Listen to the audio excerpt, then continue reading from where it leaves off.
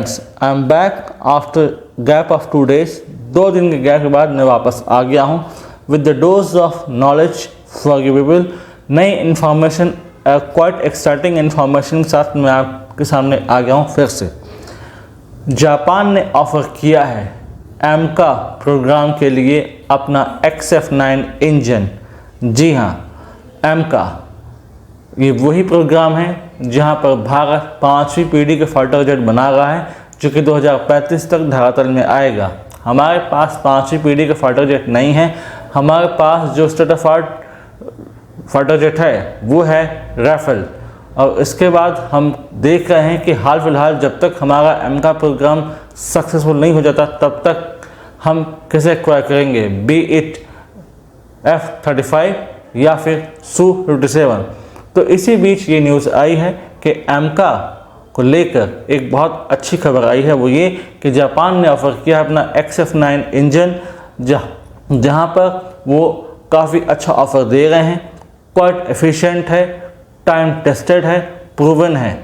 दरअसल एमका को लेकर इंजन का ऑफ़र कई देशों ने दिया है। इसके लिए ऑफ़र आया है US की तरफ से, UK की तरफ से, फ्रांस की तरफ से। इन सभी तरफ से ऑफ़र आया है और अब ऑफ़र आया है जापान की तरफ से। जापान का ऑफ़र इसलिए सबसे बेहतरीन लगता है क्योंकि यहाँ पर सबसे बड़ी बात ये कि जो इसका थ्रस्ट है वो काफ़ी ज़्यादा है, इसका आफ्टर बर्निंग थ्रस्ट है वो भी काफ़ी इन्हांस्ड है और इसको आप स्केलेबल कर सकते हो। उससे आप 200 किलो न्यूटन तक ले जा सकते हो ज़रूरत पड़ने पर। तो ये बहुत ज़्यादा अपने आप में प्रॉमिसिंग रिजल्ट देगा और एक फाइटर जेट के लिए अपने फ्लाइट के समय एक बेहतरीन इंजन होना बहुत ज़रूरी है। तो ये सारे फीचर्स जो है लोडेड हैं इस फाइटर जेट के इस इंजन के साथ, क्योंकि यहाँ पर बहुत कुछ आपको ऑफर मिल रहा है।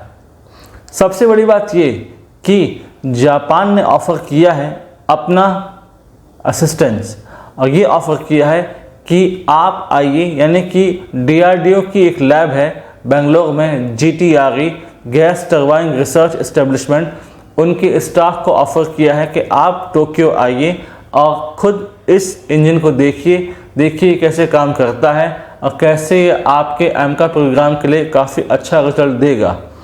और दूसरी बड़ी बात ये कि उन्होंने ऑफ़र किया है कि लोकल प्रोडक्शन, को प्रोडक्शन इन इंडिया, यानी कि एक कंपनी जापान की होगी, एक कंपनी इंडिया की होगी। ऐसा नहीं होगा कि जापान ने एक बार में ही जो है दे दिया सारा इंजन और आपको दे दिया फिर आप डिपेंडेंट हो गए जापान पर। जी नहीं, एक प्रकार से आत्मनिर्भर भारत को बूस्ट मिलेगा, डिफेंस इकोसिस्टम को बूस्ट मिलेगा, यानी कि लोकली मैन्युफैक्चरिंग होगी तो अच्छे खासे जॉब्स भी जनरेट होंगे और इस सेक्टर में काफ़ी ज़्यादा बूस्ट आने वाला है। तो ये बहुत प्रॉमिसिंग है क्योंकि ये अपने आप में काफ़ी आगे है। बाकी जो इंजन है वो इसके आसपास भी नहीं ठहरते, उसकी जो एफिशिएंसी वो काफ़ी कम है, वो जो थ्रस्ट जनरेट करते हैं वो काफ़ी कम है। और ये अपने ड्राई थ्रस्ट में ही 107 किलो न्यूटन का थ्रस्ट जनरेट करता है और इसको स्केलेबल कर सकते हैं लगभग 200 किलो न्यूटन तक। तो अपने आप में बहुत अच्छा रिजल्ट देने वाला है ये XF9 इंजन जापान का। और हो सकता है ज़रूरत पड़ने पर कल को रशिया भी सिमिलर ऑफर लेकर आए। अभी तो GE of USA, Rolls Royce UK का और साफरान फ्रांस का ये ऑफ़र कर रहे हैं कि आप हमारे इंजन लेकर देखिए, आपके एमका प्रोग्राम के लिए अच्छा होगा, बेहतरीन होगा। लेकिन समस्या इनके साथ ये है कि ये कभी अपने कमिटमेंट को पूरा नहीं निभाते, कभी एक्सपोर्ट रिस्ट्रिक्शंस लगा सकते हैं, आप पर कोई जो है दबाव बना सकते हैं।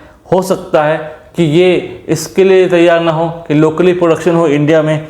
और रही बात USA की, तो वो तो अपने अलग ही उसमें रहता है कि हमने ऑफ़र कर दिया यही बहुत है, अदरवाइज़ तो हम ऑफ़र भी ना करें इंडिया को।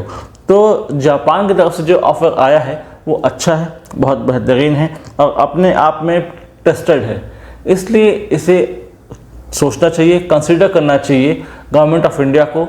अब इसमें DRDO, GTRE और बाकी जो इंगेज एजेंसीज़ हैं सारी बात करेंगी, देखेंगी, गवर्नमेंट अपने स्तर पर देखेगी कि क्या वाकई ये प्रॉमिसिंग है, क्या वाकई इसे लेना चाहिए या नहीं, फिर देखेंगे।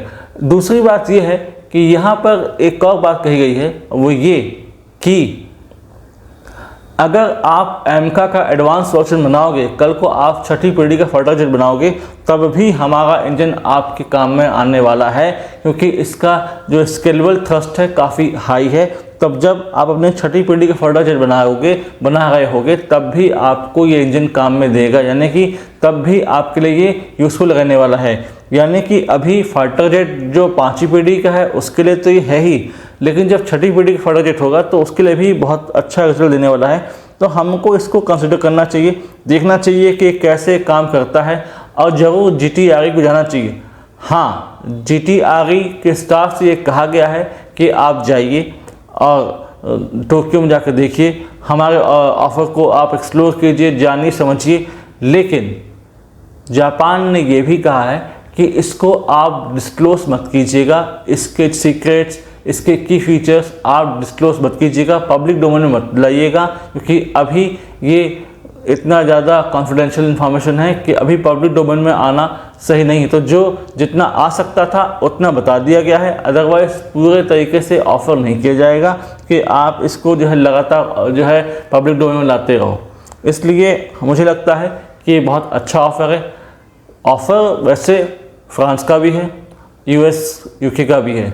UK का ऑफ़र सेकेंड बेस्ट ऑफ़र है, क्योंकि उनका जो थर्स्ट जनरेशन का पावर है वो लगभग 110 किलोटन का है, लेकिन वो भी कम है, क्योंकि जब ड्राई थ्रस्ट जनरेट कर सकता है XF9 इंजन 107, तो फिर 110 और 147 हो जाएगा ओवरऑल, और स्केलेबल 200 तक, तो बहुत ज़्यादा अंतर पड़ जाएगा। इसलिए जापान का ऑफर अपने आप में बेस्ट है और बेहतरीन है और शानदार है। हाँ, लेकिन अभी जापान टाई अप कर रहा है with European countries like Italy and France, तो इनके साथ जो है दूसरे जो फाइटर जेट बनाने हैं उनको लेकर इंजन का काम चल रहा है। तो हो सकता है ज़्यादा ध्यान जापान उधर साइड दे, कंप्लीटली इस पर ध्यान नहीं देगा, XF9 इंजन पर पूरी तरीके से ध्यान नहीं देगा। इसलिए भी एक चिंता की बात हो सकती है कि भारत को इंतजार करना पड़े। और अभी भारत में भी जब क्लियरफाई हो जाएगा कि हम किसी पर्टिकुलर कंट्री से ख़रीद रहे हैं, चाहे वो रशिया हो, US हो, फ्रांस हो, UK हो या जापान हो, तब भी उसके बाद बहुत सारे अप्रूवल्स इंडिया में भी लगेंगे। कैबिनेट कमेटी ऑन सिक्योरिटी इसको अप्रूव करेगी, फिर कैबिनेट मीटिंग होगी, फिर दूसरे नेसेसरी अप्रूवल्स होंगे, तो काफ़ी समय लगेगा इसमें। लेकिन हाँ, हमें अब चाहिए कि हमें एमका को और ज़्यादा लेट नहीं करना चाहिए। हमें 2035 तक एनी हाउ एमका को धरातल पर लाना है, और इसमें कुछ फीचर्स छठी पीढ़ी के भी डालने होंगे। US ने तो जो ऑफ़र किया था हमें, वो बहुत ज़्यादा ख़राब ऑफ़र निकला, क्योंकि उनका जो टाइम था डिलीवरी का वो भी लेट रहा है, और वो अपने कमिटमेंट को पूरा करते नहीं हैं, ये भी जाने जाते हैं इस चीज़ के लिए। इसलिए अब हमें कोशिश करनी चाहिए कि हमें एक ऐसा ट्रस्टेड पार्टनर मिले जो कि अपने कमिटमेंट को पूरी तरीके से पूरा करे और इस एमका प्रोग्राम में हमारा सहायक बने। और जापान में वो सारी खूबियाँ हैं, जापान के ऑफर में वो सारी खूबियाँ हैं, क्योंकि इसके इंजन के फीचर्स बहुत अच्छे हैं, शानदार हैं, अपने आप में टेस्टेड हैं, अपने आप में बेहतरीन हैं। इवन रॉल्स रॉयस और साफरान से भी अच्छे हैं। इसलिए ज़रूर इसको देखना चाहिए और कंसिडर करना चाहिए गवर्नमेंट ऑफ इंडिया को एक बार, और GT-RE के स्टाफ को यहाँ पर जाना चाहिए और देखना चाहिए कि किस प्रकार से ये इंजन काम कर सकता है एमका के लिए। अगर इस संबंध में कोई अपडेट आता है जो कि सिग्निफिकेंट है, तो मैं आप लोगों के लिए एक शॉर्ट वीडियो, माफ़ कीजिएगा, मैं आप लोगों के लिए एक डेडिकेटेड वीडियो जल्दी बना दूंगा। Till then do like, share, subscribe the channel and widely spread this video for the knowledge of people. यदि आप हमसे जुड़ना चाहते हैं तो आप इंस्टाग्राम, टेलीग्राम के थ्रू हमसे जुड़ सकते हैं। इसका लिंक डिस्क्रिप्शन में है, आप जाइए, इसे ज्वाइन कीजिए, प्रमोट कीजिए ये वीडियो, ताकि लोग जान पाएँ कि कैसे ये काम कर रहा है और कैसे होगा। Thanks for watching. जय हिंद, जय भारत।